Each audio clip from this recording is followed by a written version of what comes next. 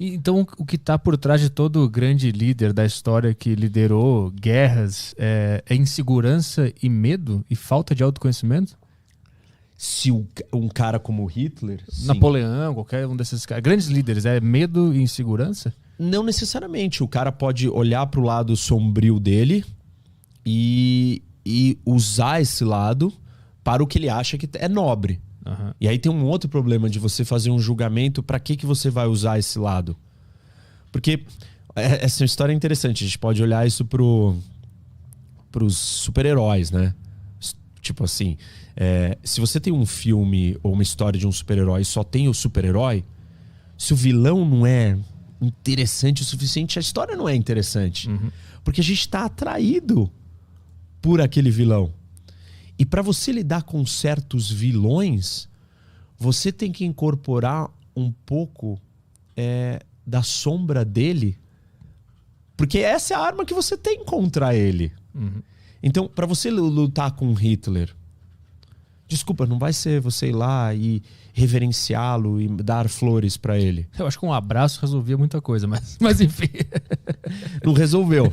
Não resolveu. E então chega uma hora que você tem que estar pronto para confrontar essas pessoas que foram totalmente dominadas pela sua sombra. Uhum. E como que você vai confrontar se você não tem sombra? Então você tem que cultivar alguma sombra, mas consciente. O problema é deixar esse processo ser feito de uma forma inconsciente.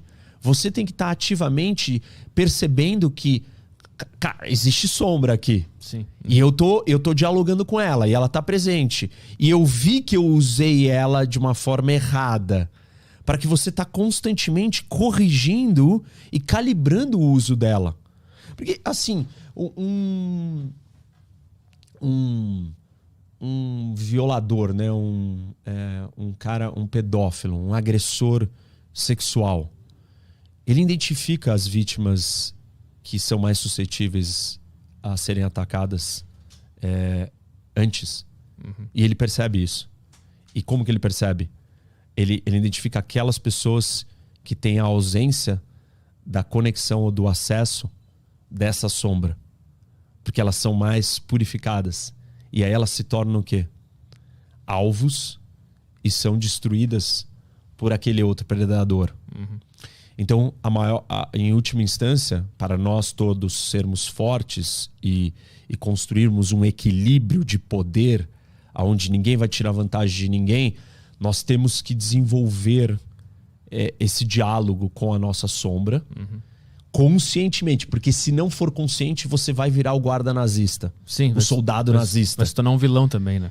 Você vai ser consumido por esse lado porque você não sabe que ele está ali. Sim. Ele vai te destruir. E as pessoas vão fazendo isso de um jeito assim. Você faz uma coisa contra mim, né? No trabalho, sei lá, o cara tira vantagem, te cutuca, te sacaneia. E você não sabe se impor, você não sabe se colocar. E aquilo vai te magoando, vai criando um ressentimento, um rancor. Isso aqui vai ficando guardado lá dentro. Você não sabe usar aquilo como uma forma de defesa, de proteção, de força, de ganhar postura. E aí uma hora você sucumbe e você implode. Uhum. Você vai lá, sai matando as pessoas na rua, você se joga, você vira um terrorista suicida, um soldado nazista. É que o ponto é que na cabeça desses caras, eles acham que estão fazendo bem. Assim, sim e não, né? Tem pessoas que elas simplesmente são levadas por aquilo. E se elas acham... Tá bom, vamos supor que todas acham que elas estão fazendo bem. Elas estão achando que estão fazendo bem porque elas não tiveram essa conversa. Uhum. Elas não têm essa clareza entre o bem e o mal, entendeu? Exato. Como é que você tem essa clareza se você tá o tempo inteiro fugindo do mal? Ou se você tá o tempo inteiro, tipo, só de um lado? O que eu tô dizendo aqui é que tem uma dança e você tem que aceitar que a outra metade, ela tá na sua vida. Uhum. Ela tá dentro de você, porque você não é perfeito, nem eu. E como que a gente se torna um ser humano mais controlável aos nossos ímpetos e instintos animalescos? Eu tenho que conversar com esse meu instinto toda hora. Eu tenho que trazer ele pra mesa. Uhum. Eu tenho que botar ele às claras aqui. Que ele tá ali. Né? Isso, e conversar com ele. Aí eu sei que ele existe. Aí eu falo, ele veio aqui. Mas como eu tô olhando pra ele, eu tô vendo ele, eu tô interagindo com ele, eu consigo ter rédeas. Se eu não faço isso, esse processo é inconsciente. Sim. É que enxergar ele é difícil também. É muito difícil tu enxergar essa... Mas parte de uma versão de olhar a realidade como ela é e não romantizá-la. Porque assim, você fala, não, mas isso não quer dizer que a gente não possa construir. A gente até pode construir esse mundo melhor. Mas esse mundo melhor não é a eliminação de um dos lados. É o controle do lado que a gente chama de ruim. E tudo na vida tem um lado positivo e ruim. Então o ruim não é sempre só ruim. Por exemplo, guerras.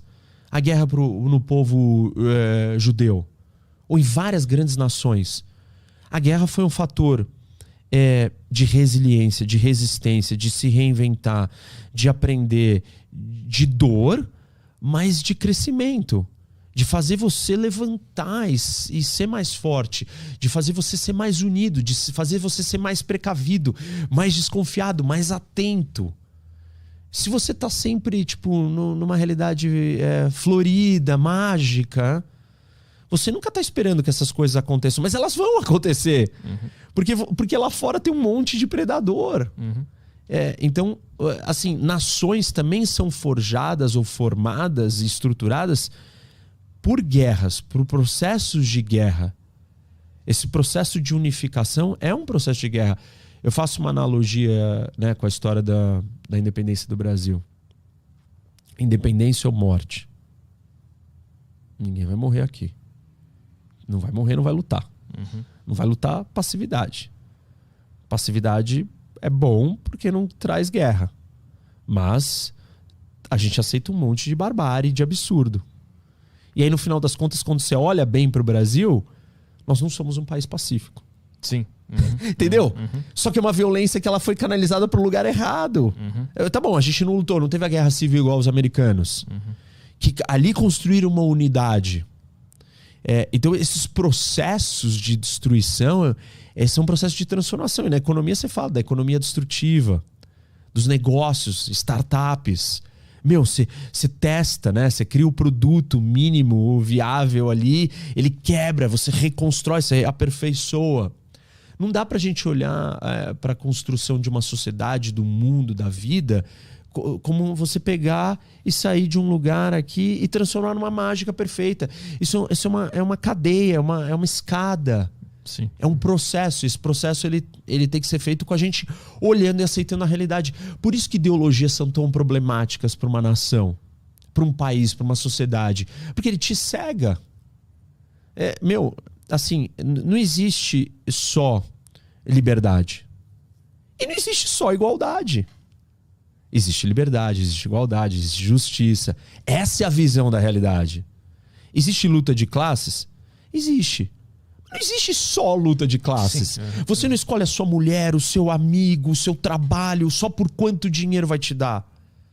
Ninguém escolhe isso. E o que o Marx falou era que todo mundo vivia em cima disso. Qual era o fator determinante da sua vida? A luta de classes. Quanto dinheiro você tem e eu tenho. Eu vou escolher... A relação de trabalho é baseada só em quanto você ganha. A exploração do quanto você ganha. Não. Você escolhe ganhar menos porque você vai fazer o que você ama também. Como que você retirou esse elemento, entendeu? É uma visão fúnel, afunilada, restrita, pequena da realidade.